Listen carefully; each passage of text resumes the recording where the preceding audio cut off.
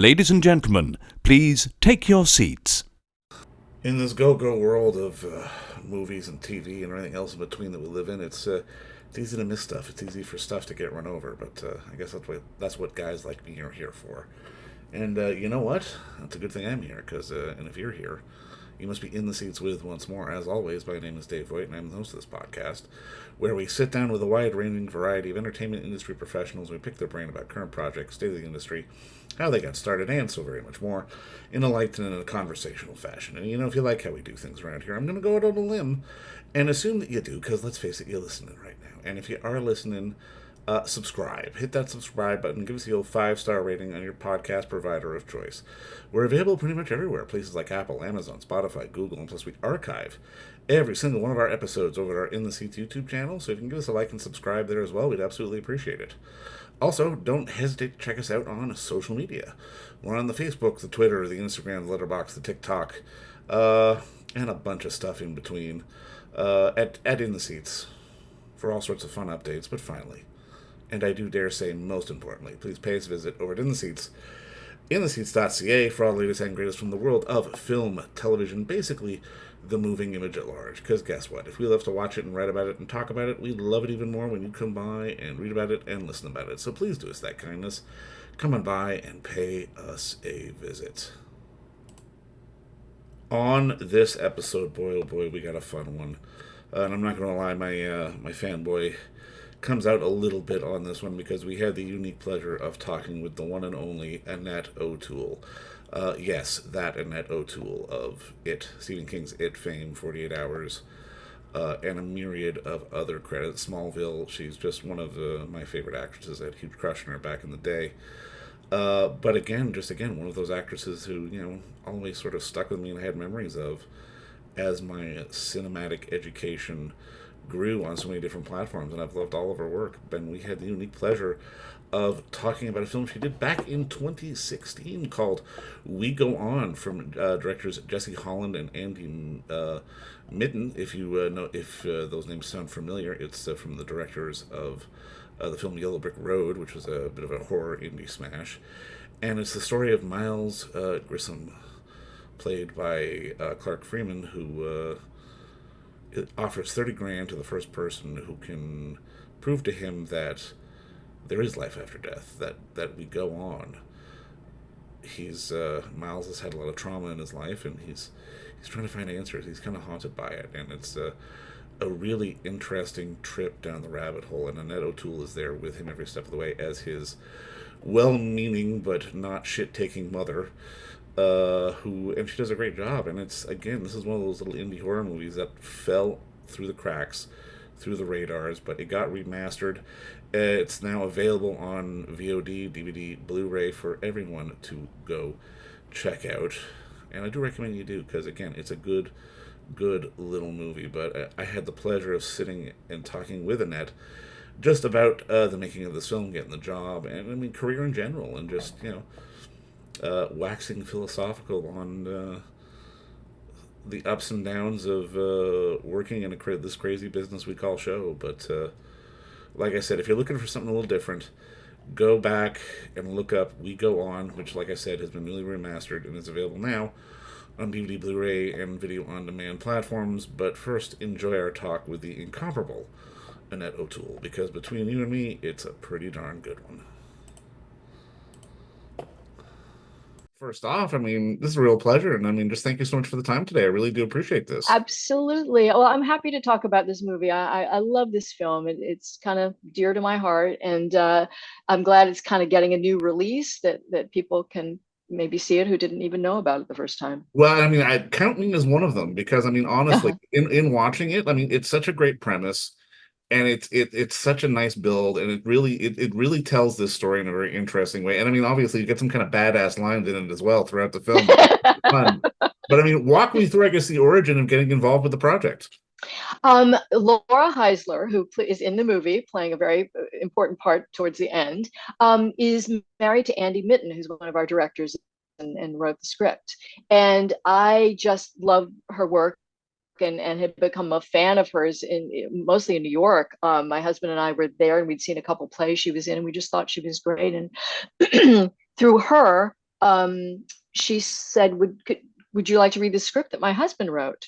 And I said, sure. So I read it and I was immediately bowled over by it. I just thought it was so, for whatever genre, it was such a good script, but to be so a character driven horror film, you don't see many of those. So I loved it. I loved the part. I loved that relationship between the mother son.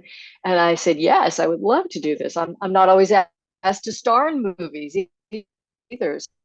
So that was nice. And then Michael and was set to do it and wanted to do it. And then something happened. I can't remember. It's something he had already been working on. The timing changed and he was committed to it. So he had to go do that. So I asked Andy and Jesse if they'd be interested in John Glover, maybe, because they were, I mean, it was like in the next 10 days they were going to start shooting. And they said, absolutely. So I put them together and John was able to do it. And I think he's so wonderful in it. And anytime I can work with John, I'm very happy. Oh, for sure. So that's how it all came about. No, I mean, you had such great rapport with Clark, and I mean, because I mean, it was obviously the mother-son relationship, but I mean, there was no sort of, it felt organic rather than sort of overtly tender. It was like a mother was not going to put up with any bullshit, if that makes any kind of sense. Yes, it does, and I'm glad you felt that, because that's how we all saw it. That she was a different kind of mother, different kind of relationship. Yeah. No, I mean, obviously, just in watching this, it kind of reminded me of a couple of other things you've had to do recently. And I mean, because I mean, I loved you in Blow the Man Down, and I mean, you've had this real opportunity to step into some really sort of interesting character-driven genre stuff. And I mean, I'm kind of curious because I mean, obviously, and I'm showing my age when I say this, but I mean, I recognize you from 48 Hours from it. But I mean, when Yeah. you're walking down the street, like, is it Smallville is the big pullback for you, or is it sort of a combination of things? You mean that people Yeah, like know how me do you from get like what do people the associate most? you with? Or, well, now it's Virgin River, the show Okay, that I'm on now for Netflix. I don't know if you know about it or I have do, seen yeah. any of it, but it is huge. It became like the big, it's a very big thing for Netflix. That was the first time they'd gone into this romance genre. And then right after our second season, COVID hit. So people were like trapped and needed some escape stuff. And families are able to watch it together. I think like kids from maybe the age 10 or 11 up can watch it, so everybody could see it. And everywhere I go now, that's maybe because it's on now, and Yeah. I look the way I look in it now. I don't look the same as I looked during it. But it's funny, people recognize me from all different things. But the wonderful thing is that I, it's really nice when they think they know me in life. I got on the SkyTrain here in Vancouver the other day, and this lovely people, I could tell they were tourists. They said, "Do you are you on YouTube?" And I said, "No, I probably technically am on YouTube. Some film of mine is on YouTube, but They said, "Yes, don't you teach English on YouTube?" And I said, "No, I said, I don't. I'm sorry." But I've insinuated myself so much into their lives that they think they really know me. And maybe they watch Virgin River to learn English too. Who knows? But yeah, so it's Virgin River, and then followed by Smallville, um, and then followed by whatever, depending on the age and the sex usually of the person asking me. If it's a guy in his 50s, I know it's One on One, the Robbie Benson, basketball movie I did when they were probably 12. So the nice thing is I've consistently worked, which was my goal from the beginning. And I'm knocking, there's no wood around. Oh yeah, here's some wood. I'm knocking wood to say, yeah, I want to keep going till I conk. It's really my goal, just to keep working up until the end. Well, and I mean, I'm curious because I mean, obviously after Smallville, you got to, I don't want to say take a break, but you got to go back to the stage, and then sort of everything you've taken since then for the screen has been, I don't want to say sort of quote unquote independent driven, but it definitely feels like you're going out of your way to be more sort of supportive of the independent stuff or be more supportive of the character driven stuff rather than just taking a job for the sake of taking a job. Well, that's true. I love independent film. and being in it and supporting it, and it's really really fun. And but also I'm not offered big roles in films. I maybe now after Virgin River, it's funny. There's so many amazing actresses my age, a little bit older, a little bit younger, who just don't get enough work.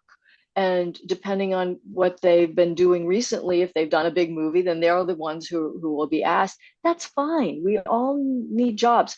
For me, it's the work itself and who you're doing it with. It's never. I don't watch a lot of what I do, Mm. so it does the stuff afterwards doesn't really matter to me. It's the doing of it.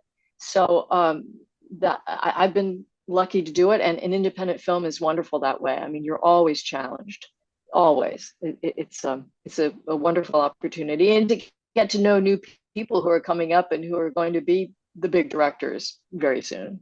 Well, I mean, that's why I have to ask you about Blow the Man Down. I mean, obviously getting to work with Bridget and Danielle, and I mean, obviously for, I guess, sort of for a kitchen table of actresses who should be working more, who maybe weren't. I mean, I think that movie kind of encapsulates sort of the perfect definition of that phrase between you and June and Margot and sort of everyone who got to be involved in that project. Yes, it was really, really fun. We had a great time, and we did it in Maine, where it takes place. And I remember that I think it was 2009, 18 or 19. And when we got there, they said, very soon it's supposed to have some bad weather, and it was springtime, and they thought they were safe in March, I think is when we started shooting it. And they had this huge snowstorm. It shut down everything. You couldn't even go out of the hotel. Wow. There were drifts everywhere. It was crazy. So I guess they learned. So that's when we're walking through a lot of the stuff. There's snow everywhere but that was March in Maine. But I love doing that movie, and that was my second time working with a team of directors. Jesse and Andy were the first, and they were great, and so they got me going. So when they said, but they did it differently. Danielle and Bridget would it was a co-directing of every scene. I mean, they were really both directing the scene. Andy and Jesse took turns. So one would do one scene and then the other would do the next scene. So they would alternate. And then I've since worked with another directing team, Bert and Bertie, and they do it kind of differently too. They kind of depends on the day. So I've now done it, my lucky three I've had. Maybe I'll never do it again. Who knows?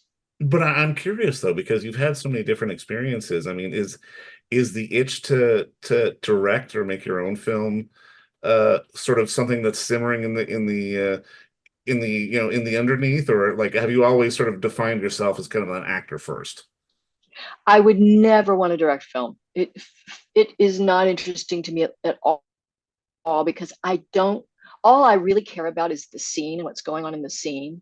And you have to care desperately about what the camera sees and what the camera is doing and your shots. And that stuff, I can't tell you how boring it is to me.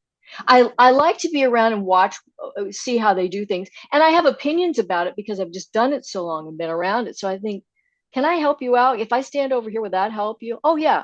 So that kind of stuff in the middle of it. But that helps the scene and it helps us move on. I'm interested in saving time that way. But I've directed one play. I would like to maybe direct more plays, but I've always thought I would like to be an acting coach. I would Okay. like to be like an assistant to an actor or an actress and kind of stick around that person and make suggestions.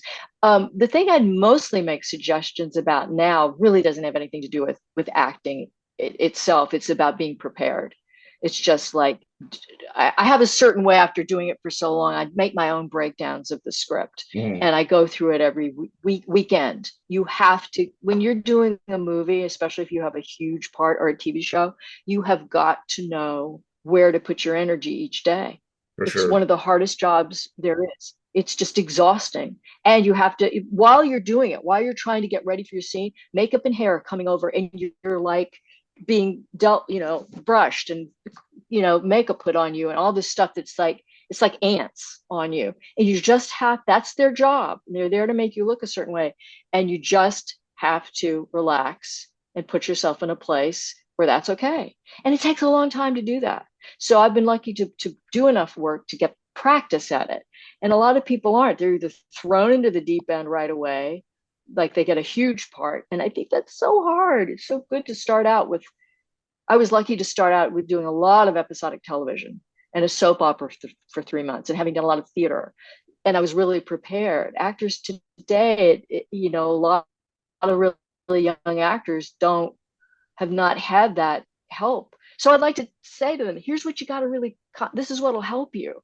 This is what you got to concentrate on. Don't get tied up in this other stuff that takes your focus away or your energy away from that. So there's your answer. I don't want to direct movies. Did that help, I guess, maybe with your process of, I guess, going through the whole being nominated for an Oscar, thing, when being with your fantastic husband? Because I mean, I can imagine, obviously every actor worth their salt at least wants to get nominated once in their life. But I mean, at the same time, having it go through a song is probably maybe not the obvious way that you would have wanted. Yeah, no, I was very glad for the first time, hopefully not the last for either of us, that we got nominated for something together, because it's this was quite a while ago now, but it's quite intimidating. These people, you're doing a lot of interviews, and with us, we were performing it a lot. Like we went to, I remember the Writers Guild and different places and performed the song, because now with songs, you're sent the songs. For a while, you were being sent them because we were part of the Academy for songwriting for a while. Right. And so they would send us a CD with all these songs on it, some of which weren't even songs. They were like a little melody behind something. I thought, really? They're sending this in to be considered his best song? Are they kidding? Can you hear me? Because I think we're getting a little No, glitchy. I can hear you perfectly. Can you understand what I'm saying? Great. Okay.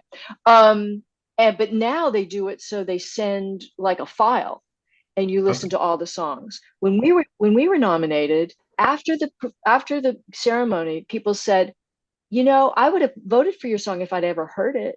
The first time we heard it was on the thing. And I thought, if you're going to vote for something, isn't it your job to listen to the song? Isn't that part of voting? That was the year of the Lord of the Rings. It just won everything. Right. Everything. Because come on, Elvis Costello, Sting, the great song from Triplets of Belleville, us, and then the song from Lord of the Rings, which it's Annie Lennox, but like 5 other people too. And it's like, I defy anybody to sing that song. It was over the end credits, and it's a nice song, but it's like, for me, the best song is a song that mostly it's been over the end credits, but it's a song like our song, which was part of the movie. And the old time movies, songs were more important in terms of the story of the song. So that's a whole other thing. But yeah, hopefully someday I'll get nominated for an acting award, which is kind of a much more, what's the word? Much more, I can't even think of the word I'm trying to say. I'm old now. Well, I won't keep it too much longer. Just to put a bow on this. Sure.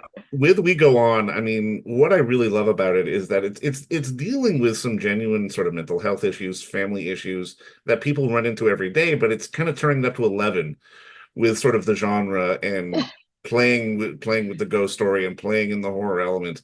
And I'm kind of curious, from your perspective as an actor, what is it about working in horror and genre that allows sort of the shackles to come off? Because really there's no rules. Yeah, there aren't any rules. I haven't done that much in it, and what I've done hasn't been all that horrible, bloody kind of stuff. That stuff, for me, it's just too much. I can't take it. I know there are people who love it, and they can see beyond. They can just see it as what it is, which is fake blood. But I just get too involved. If I like the characters, I get too involved with it. I don't know what it is. You're asking the wrong person about this, Dave, because I really don't know. I just I'm reading a book right now called Red Rabbit, and the author's last name is Grissom, Grecian. I think his first name is Alex, and it's really interesting because it's a Western horror kind of supernatural book. So you're right. You can just take 2 genres and mash them together and make a Siamese twin concoction out of it.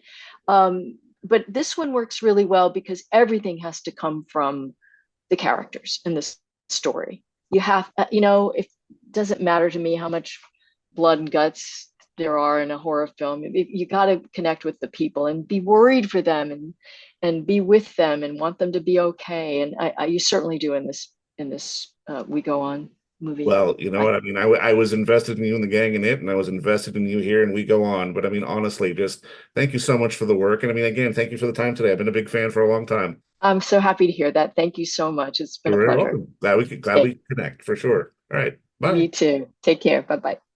And don't forget to visit our friends over at Bay Street Video for all your DVD, Blu-ray rental, or purchasing needs this summer, as they are still open for curbside and some mailing delivery as well.